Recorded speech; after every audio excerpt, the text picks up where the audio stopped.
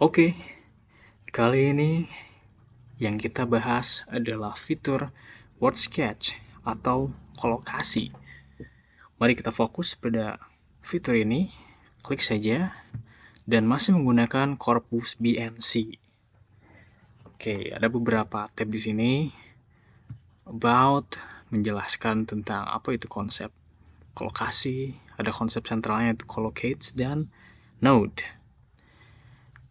Jadi kolokasi singkatnya mengetahui suatu kata dia berasosiasi dengan kata lain yang disebut collocate. Node adalah kata yang kita amati dan collocate adalah sekumpulan kata yang berasosiasi dengan node tersebut.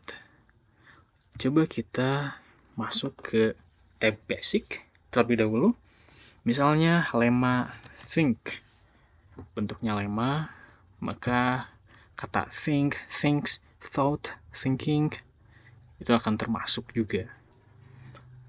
Nah, muncul dengan cepat think sebagai verba atau kata kerja. Tentu ada juga think sebagai noun. Ini adalah perbandingan kemunculannya. Tentu think as verb dia muncul jauh lebih banyak dibanding think as noun pada korpus BNC ini. Mari kita cermati, ini adalah daftar kolokatnya atau collocate. Objek dari kata think bisa dilihat contoh penggunaannya. I think, think. Nah, dan di sini ada skor-skor ya. 349, di bawahnya lagi 288. Itu adalah frekuensi menunjukkan how many times this collocate was found. Jadi dia tuh hitungan berapa kali kata ini muncul dalam korpus BNC. Nah, skor yang di sebelah kanan adalah hasil hitungan statistik. Namanya log dice, statistik yang digunakan. Dia menunjukkan seberapa kuat hubungannya ditunjukkan oleh si nilai statistik ini. Jadi semakin tinggi nilainya, semakin kuat kolokat ini berasosiasi dengan kata think ini. Nah, ini sebagai objek. Ada juga kolokat sebagai modifier dari kata think. To think about, think so. Dan ini subjek dari kata think. Yang paling frekuentatif adalah people. Lalu everyone, anyone, dan seterusnya. Kuat atau tidaknya ditentukan mana yang paling besar skornya. Ini dia. Jadi bukan berdasarkan frekuensi, tapi skor hitungan statistik. Bisa dilihat di sini. Kita ambil saja contoh, oke inilah. Kata just frekuensinya lebih tinggi dibanding kata really. Tapi yang dilihat adalah skor statistiknya untuk pengurutan dari ranking 1 sampai ke bawah. Nah, jika kita ingin fokus pada satu cluster saja, misalnya subjek dari think, jadi kata-kata ini, people, everyone, atau kolokat ini yang paling signifikan sampai bawah, bisa dilihat show more data. Nah, kita hanya ingin fokus di sini saja. Kita hanya perlu mengklik tanda ini. Yap. Dan akan muncul hanya satu cluster, yaitu kolokat. Tentu menaun ya. Sebagai subjek dari think. Nah, untuk melihatnya tentu kita dapat mengakses concordance atau penggunaan katanya di dalam konteks. Konteks maksud saya. Konteks adalah konteks linguistik. Jika konteks di luar linguistik. Ini multi-word sketch. Jadi membandingkan dua kata ini, dan ini adalah thesaurusnya. Coba kita klik saja di tab yang baru, akan muncul seperti ini. Baik, ini adalah KWIC, Keyword in Context. Lo mengurutkannya untuk melihat konteks di sebelah kanan dan sebelah kiri. Oh, dalam Sketch Engine menggunakan istilah konteks ya, bukan konteks. Jadi bisa dilihat people. Dia sebagai subjek, tentu munculnya di sebelah kiri dari kata think. Ini yang disebut sebagai kolokat people. Tidak melulu harus sangat berdampingan dengan kata think, tapi dia bisa disela-sela. Misalnya disela oleh dua kata seperti ini. Ya, bergantung penggunaan kata. Ini adalah bukti penggunaan kata di dalam korpus BNC. Oke. Nah, kita juga dapat menggunakan opsi-opsi di sini bagian atas ya, untuk mengganti kriterianya yang ternyata adalah mengganti kata, atau di menu advance kita bisa memberi skor minimum,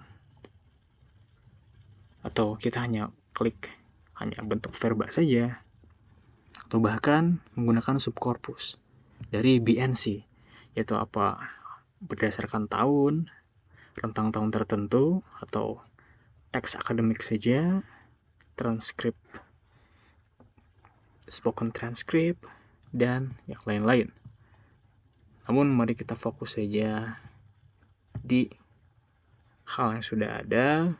Kita dapat menyimpan secara otomatis sangat cepat ke bentuk 4 format ini: CSV, XLS, XML, dan PDF. Namun setelah saya coba, mungkin yang lebih enak untuk di copy paste itu bentuk XLS ya. Microsoft Excel may display a warning when opening the file. Seperti itu. Kemudian ada menunya tersendiri.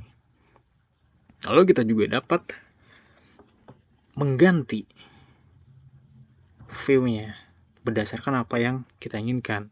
Apakah frekuensinya akan diperlihatkan seperti ini, 933.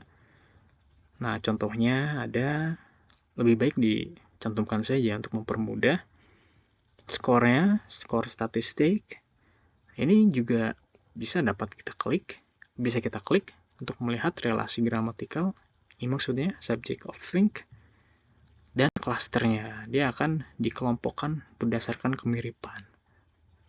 Nah, dan tidak hanya kategori-kategori tadi, tapi perankingan juga dapat diatur oleh kita. Apakah kita memilih untuk di ranking berdasarkan frekuensi atau skor. Ini yang saya buat adalah berdasarkan skor statistik. Seperti itu. Nah, ini untuk mencari kolokat atau ya kata tertentu saja. Misalnya kata people. Kita coba. Tentu yang hanya muncul adalah kata tersebut. Nah, baik people sebagai subjek, people itu sebagai pelengkap ya di sini. Think of people, think about people, think for people, dan lain sebagainya. Nah, selanjutnya untuk melihat detail, ini dia, kita klik saja keterangan apa yang kita pilih, dan yang menarik adalah kita dapat mengekstrak visualisasinya dengan cepat. Ini dia, bisa dilihat ya, hitungan detik kita dapat membuat daftar kolokat itu menjadi suatu hal yang mudah difahami seperti ini. Think, kita dapat mengaturnya. Apakah kita akan memasukkan kategori ini? Klik, dan dia akan menghilang. Begitu banyak, kita juga dapat mengaturnya berdasarkan kebutuhan kita. Bahkan jumlah kolokatnya dapat dibatasi, misalnya lebih sedikit atau lebih banyak. Kita coba. Kita coba ya untuk reload. Ya, saya tidak tahu, mungkin ada kesalahan sinyal atau apa. Yang jelas teman-teman dapat mencobanya. Ini juga ada opsi-opsi lain. Main word outside atau node-nya di sini mungkin untuk lebih memudahkan kita melihat apa saja yang ada di sini. Nah, kita juga dapat mengatur opsi-opsi ini, bahkan skornya bisa kita lihat. Oke, ini ada garis-garisnya. Dan tentu visualisasi ini mengandung makna-makna ya. Jika dia itu mendekat kepada pusat ini yang di tengah, berarti dia adalah kolokat yang kuat. Dan jika dia kata ini memiliki visualisasi berbentuk bulat yang lebih besar, artinya adalah frekuensinya lebih besar. Itulah, kita dapat melihatnya di about visualization, dapat membacanya. Distance, circle size, circle color, ya begitu. Dan tentu untuk menyimpannya kita hanya klik saja dengan begitu mudah. Saya kira cukup teman-teman. Terima kasih banyak. Dan jika ada pertanyaan yang dapat saya jawab, silakan tuliskan di kolom komentar. Terima kasih.